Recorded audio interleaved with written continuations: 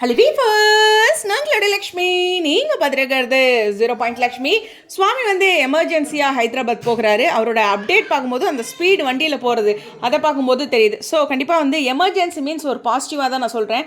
வேகமாக போயிட்டுருக்காரு அப்படிங்கிற ஒரு அப்டேட் கொடுத்துருக்காரு. ஃபஸ்ட்டு இந்த மாதிரியான இன்ஃபர்மேஷன் அவர் வந்து இப்போ ஒரு பக்கம் போகிறேன் அப்படிங்கிறது இன்ஃபர்மேஷன் சொல்கிறாருன்னா ஏதோ ஒரு கட்டத்தில் நமக்கு இன்ஃபார்ம் பண்ணுறாரு. மேபி ஒரு ஷூட்டு இல்லை ஏதாச்சும் ஒரு ப்ராஜெக்ட் பற்றிய கமிட்மெண்ட்டு ஏதோ ஒரு நல்ல விஷயம் இருக்கும். அதனால தான் ஏர்போர்ட்டில் பறந்து போயிருக்காரு.